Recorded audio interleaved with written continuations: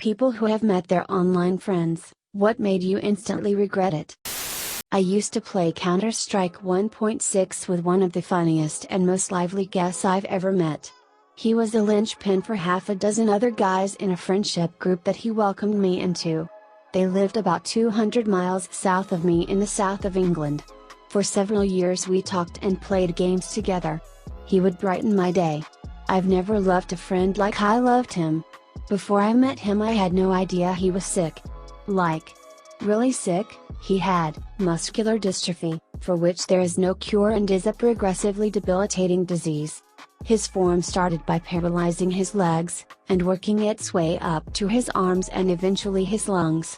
It wasn't until a few days before I had arranged for my first ever trip down there that he told me about it. It didn't faze me in the slightest, it made me want to go see him even more. I only saw him in real life twice before he died about a year later. I regret that I couldn't go to his funeral.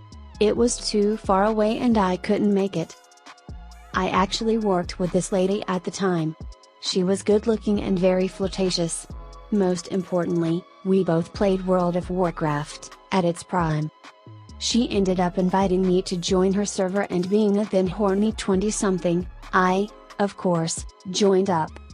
We played for a time and had a good PvP group going, her regulars. Of course she was still flirty with me in game and I was back. All in group chat.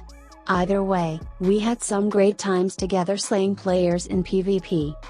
Summer comes and it's a company barbecue. I find out she is bringing one of our PvP partners to the event. Cool. It was her husband. A cop.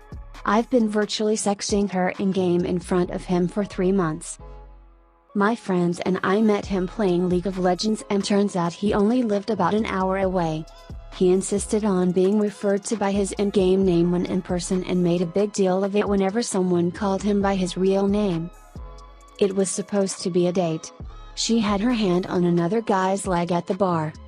I did a Grandpa Simpson at the burlesque. I invited him over to my house and he shat all over my toilet. Just to clarify, it was not in the toilet, it was on the seat and a bit of it landed on the floor. We went to a convention and he drunkenly told me and my boyfriend that he wished we weren't together so he could sleep with me. It was very awkward, and he's lucky my boyfriend, now husband, is a patient man. He got freakishly obsessive and possessive.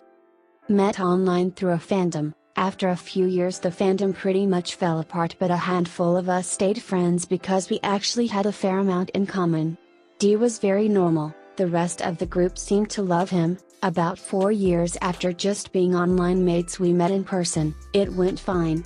We interacted a lot on Facebook and Instagram. I had a really busy period in my life but managed to squeeze in a Christmas get-together at my place for my little group of friends including D. After that my online activity decreased drastically due to being busy, and when I managed to get on Facebook I noticed that most of the group were no longer friends with D. Weird, but whatever. I checked my messenger and saw message after message asking why I wasn't responding, what was I doing, could we arrange a meetup, etc. I explained I was super busy and it was also coming up to the anniversary of my mom's death, so just give me some time and we'll see about meeting up another time. He said, oh yeah, I forgot about the anniversary, you can have that day, but I expect a response after. Fuck that. I blocked him, so he sent email after email after email asking me what is your fucking problem, what the fuck do you think you're doing, etc. So I blocked his email too. After 3 very peaceful weeks there was a knock on my door. It was D and he had a 6-page letter detailing why we had to be friends. I shut the door, used an anonymous email thing to tell him if he contacted me again, showed up at my door I would call the police. Went on Facebook and told everyone, including the 2 remaining mutual friends, about it all, and could the mutuals not share anything about me, my life, and actively discourage him from attempting to make contact. The friends who had long since unfriended him started messaging me that they stopped talking to him because of how creepy he was being, in PMs about me always asking if they know what I was doing, had I talked to them, was I seeing anyone, Was I actually busy because he was convinced wasn't, etc. In return I told them how he'd been trying to convince me to stop being friends with them because according to him they were all sorts of horrible things and that they were incredibly jealous and hated how close he and I were. I assumed he was just butthurt because they stopped talking to him, so was just making up a bunch of crap about these people who had always been perfectly nice to me. One incredibly weird occurrence just before this all happened was me telling a mutual on Facebook that I was heading to the aquarium in London with my daughter. Mutual friend was also in London that day with their daughter, and maybe we could grab a coffee or let the kids play in the park for a bit. I checked my messages later that evening and Dee was incredibly upset because he'd waited at Farringdon station exit for 2 hours so he could come to the aquarium too, and I didn't show up. We did not get off at that station, but one that was 2 stops after and closer to where we were going. I haven't heard a peep in over a year. He has apparently deleted his Facebook and Instagram and thankfully just disappeared. I was 13 and had a 20-year-old pen pal in Hong Kong, both of us female. We met on Tumblr and emailed each other regularly.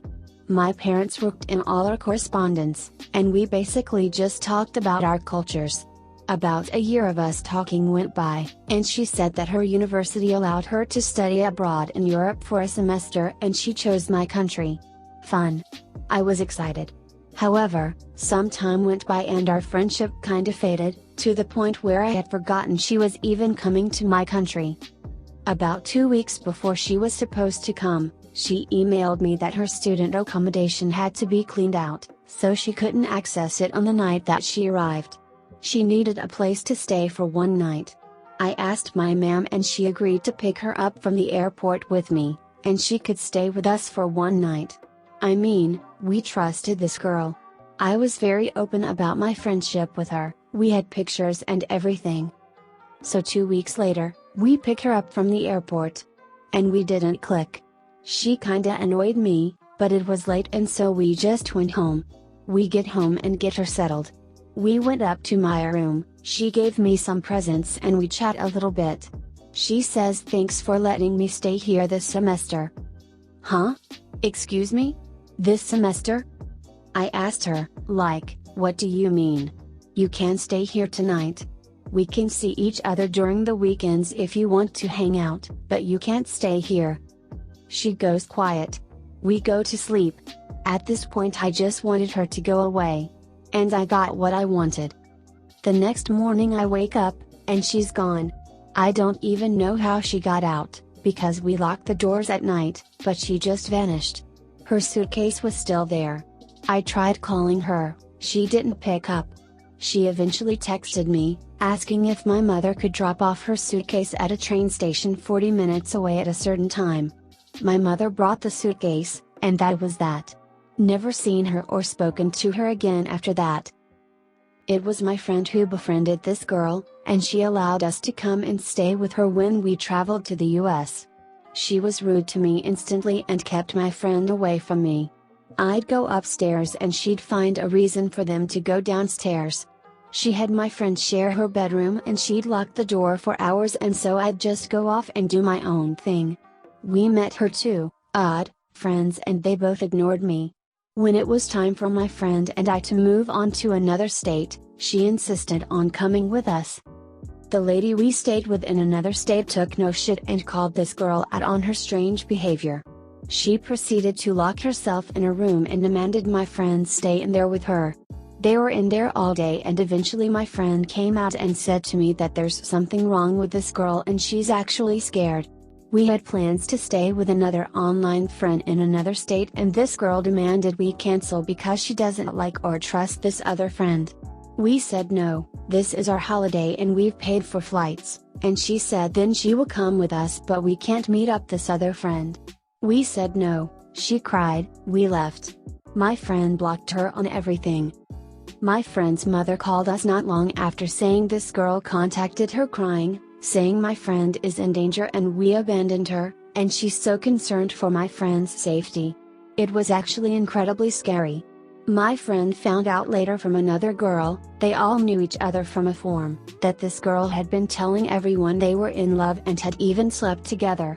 I don't know how much of that is true, but I've known my friend for 20 years now and she's never identified as anything but straight. She denied it 100%. This girl was just obsessed with her, and months later my friend heard this girl was telling everyone she was saving money to come to our country to find my friend. She never did, thankfully. Other than the time spent with this girl, we had a great holiday and made some good friends. When I was 19, I jumped on a flight to meet a friend I had known for about 4 to 5 months. We both went through family bereavements and were a shoulder to cry on for each other, via the phone or internet, and we just decided to meet for a few days in a country between us.